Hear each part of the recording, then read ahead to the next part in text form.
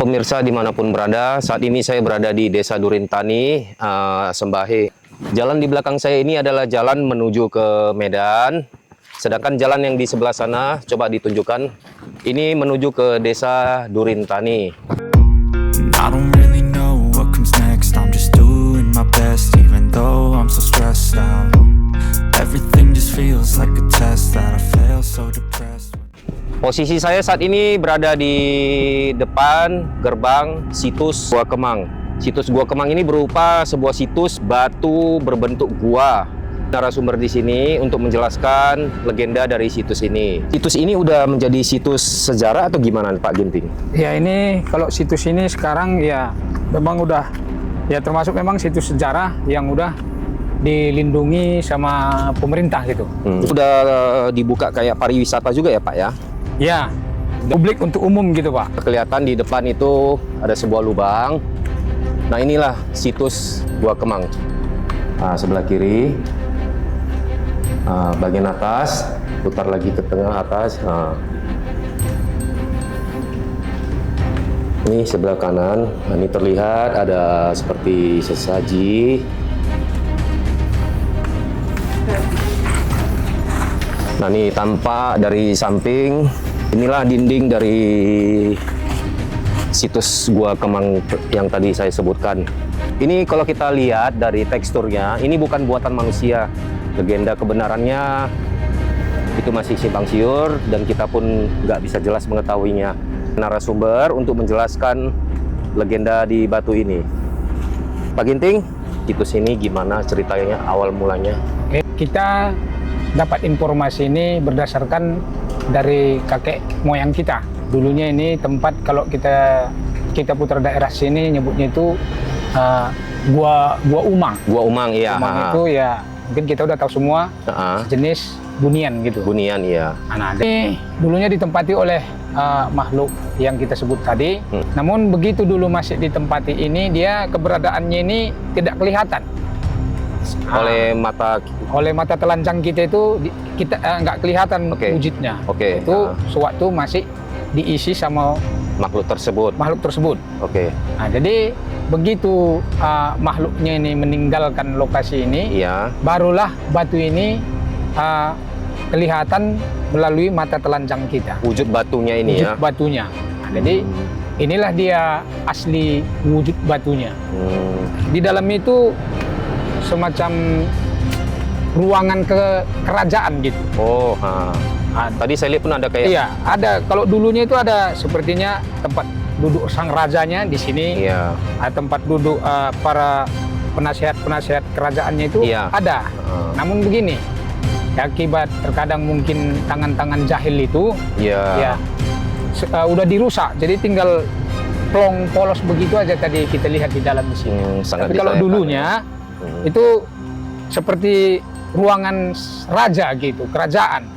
Ada tempat duduk raja, ada penasehatnya, sama permaisurinya, semualah yang orang-orang yang sekeliling kerajaan gitu. Apa yang diucapkan oleh Pak Ginting tadi itu dulu sepertinya di dalam ruangan itu lengkap ya. Jadi akibat kunjungan-kunjungan ataupun tangan-tangan jahil semuanya pada hilang.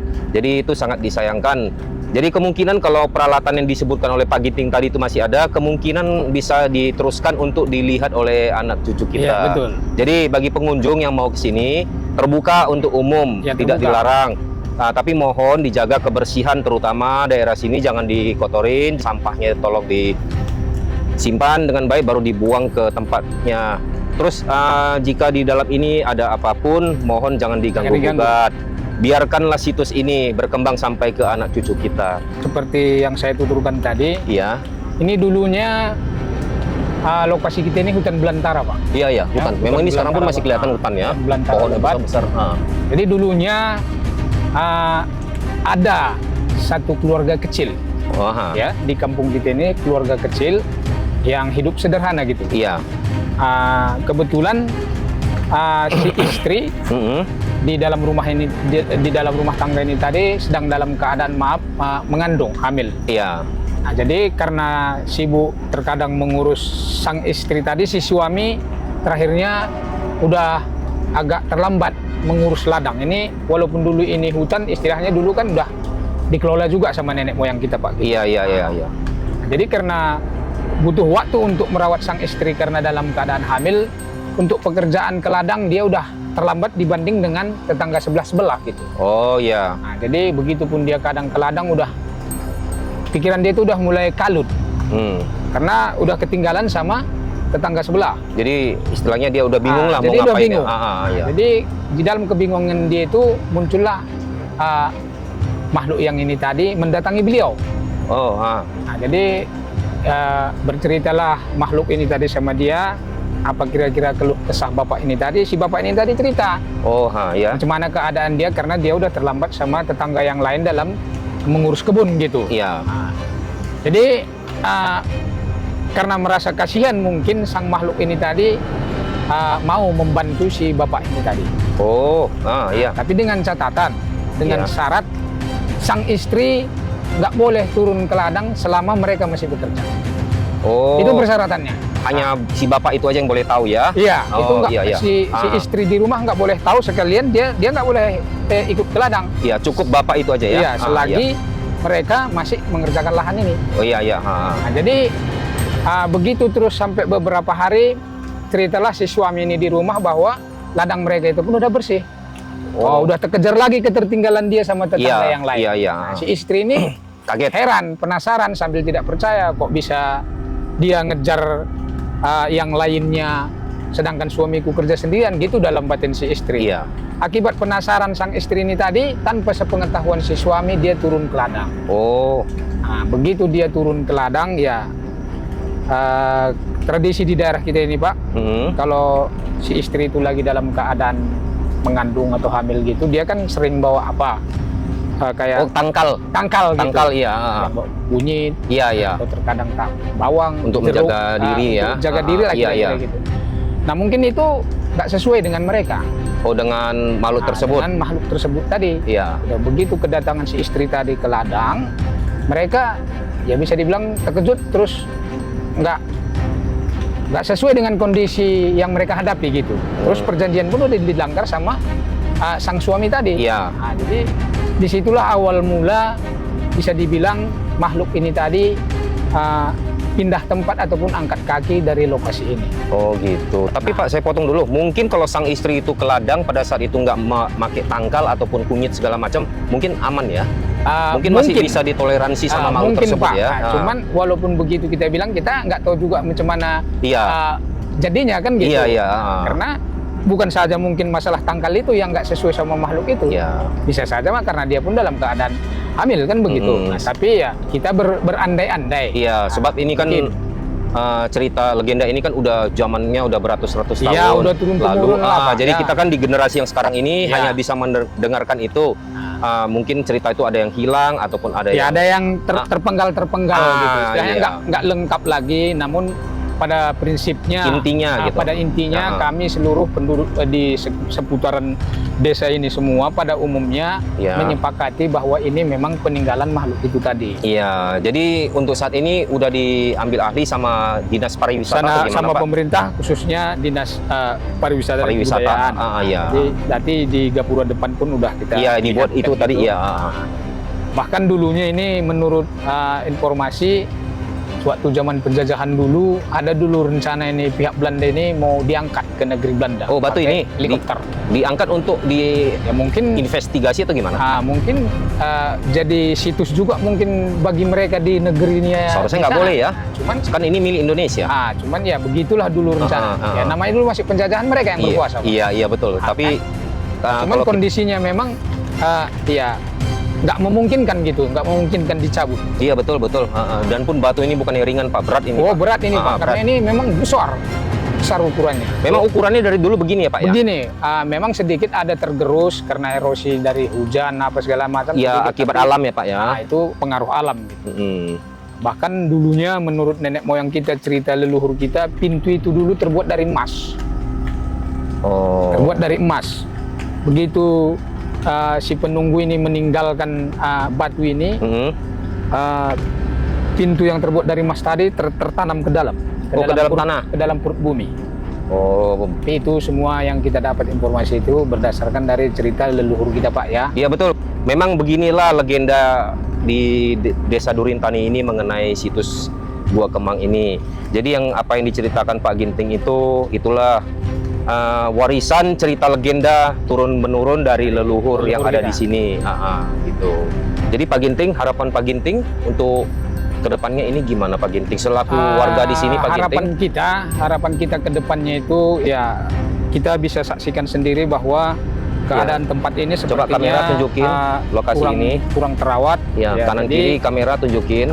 Himbauan kita kepada khususnya kepada Dinas Pariwisata dan Kebudayaan ya agar lebih memperhatikan kondisi di sekitar situs ini agar bisa lebih terawat kembali dan lebih giat mempromosikan kepada halayak umum, halayak ramai, ya biar situs ini semakin terkenal ya. Nah, itulah harapan Pak Ginting pemirsa kepada pemerintah khususnya Dinas Pariwisata dan Kebudayaan.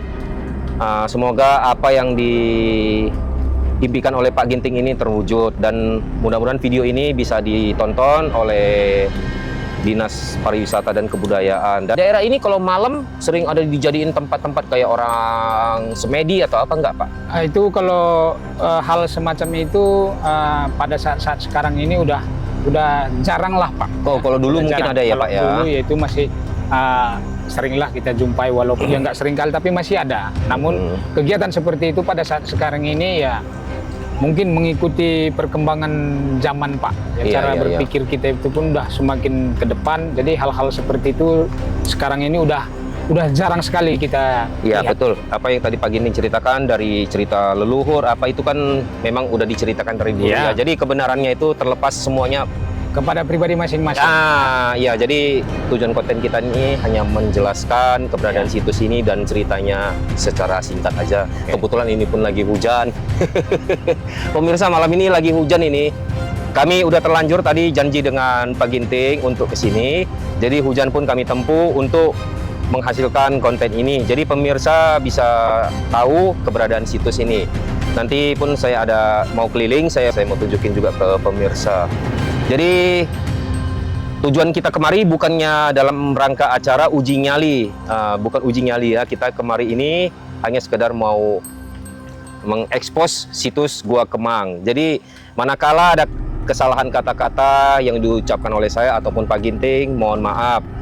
Mungkin kesalahan atau kelalaian dalam bicara itu pastinya ada, baik disengaja maupun tidak. Jadi kami mohon maaf. Pemirsa, kalau pemirsa bisa amatin video ini, kan yang sedang saya shoot ini, pemirsa amatin, saya zoom. Ini adalah merupakan satu sosok makhluk tersebut tadi ini. Dulu Bu, kami sering ini istirahat di dalam. Di kamera, pemirsa bisa amatin pelan-pelan. Ini misalnya saya mendekat. Ini kami dari Sembahe tadi mau pulang ke kampung, kalau dulu kan belum sebagus ini jalannya. Terus saya turun ke bawah ke jadi terkadang seperti ini Pak, pula cuacanya hujan. Ya hujan kami jelas betuduh kemari di kamera, gitu. Tapi betuduh kemari, kadang kami pemirsa bisa minimal melihatnya. Cuman ya artinya begini. Kita lanjutkan lagi ke bagian belakang. Yang dibilang Bapak. Nah, tepat di depan saya ini adalah sebuah pohon besar, tapi karena malam hari nggak kelihatan dengan jelas. Nah, ini bagian belakangnya. Inilah bagian belakang dari itu mungkin Gua Kemang ini. Secara orang-orang kita lihat bentuk batu ini sih seperti segitiga ya, inilah, Bu. Pemirsa. Tangga yang sebelah. Ini bagian belakangnya agak sedikit mendatar dia. Dulunya. Nanti kita balik lagi ke depannya, kita perlihatkan kembali. Nah, ini saya sambil berjalan. Ini kondisi lagi hujan nih pemirsa. Kamu Prof Jewang. Nah, ini pohon besar tepat berada di depan saya. Membahas. Ini di bagian belakang dari gua tersebut. Jadi ini dulu yang ini pohon besar. Tradisi itu Bu, pintunya ini. Nah, ini akarnya bisa pemirsa lihat. Pohon ini udah cukup itulah yang menurut tua umurnya. Nenek moyang kita dia. Nah, ini di sekelilingnya ini nampak ditelan sama bumi begitu ditinggalkan. Inilah dia mulut guanya ini. Nah, ini mulut guanya. Saya perbesar. Nah, sekarang kita lanjut lagi. Kita perlihatkan sekali lagi ke bagian dalam gua ini. Nah, ini tepat jika kita langsung lurus ke depan. Nah, ini dia ujung gua ini. Ini bagian atasnya. Kita kembali ke bagian kanan. Ini di bagian kanan. Di bagian kanan ini terlihat seperti ada satu ruangan kecil itu. Saya pun kurang paham itu ruangan apa. Nah, di bagian kiri. Mungkin pemirsa dengar voice saya terdengar bergema ya, seperti di dalam gua. Memang ini seperti di dalam gua. Nah, tepat di depannya pun ada satu buah pohon besar. Oke pemirsa, sampai di sini dulu video dari situs Gua Kemang. Saya beserta dengan Pak Ginting sebagai narasumber warga lokal di Desa Durintani. Kami mau pamit. Berhubung hujannya pun sudah semakin deras. Agak licin, Pak. Pemirsa manakala mau berkunjung ke situs ini harap berhati-hati melintas tangga ini ya. Jika kondisi cuaca lagi hujan, ini tangganya sangat licin berlumut. Jadi harap hati-hati. Dan kalau ke sini usahakan jangan pakai celana pendek sebab di kanan kiri kita masih semak belukar. Usahakan pakai celana panjang dan alas kaki yang nyaman. Kami sedang keluar. Nah, tangganya pun cukup curam. Semoga video ini bisa menginspirasikan untuk pemirsa semua dan bisa menjadikan tempat tujuan untuk wisata edukasi bagi anak-anak kita. Ini saya sudah sampai di luar. Saya tunjukkan kembali. Nah, dari sini nggak kelihatan karena gelap. Oke, sekian dan terima kasih dari situs Gua Kemang, Desa Durintani, Kecamatan Sipolangi, Kabupaten Deli Serdang. Dan jika menurut pemirsa video ini bermanfaat, jangan lupa follow YouTube kami, di-share ke teman, kerabat, dan saudara. Terima kasih. I don't really know what comes next. I'm just doing my best, even though I'm so stressed out. Everything just feels like a test that I fail, so depressed.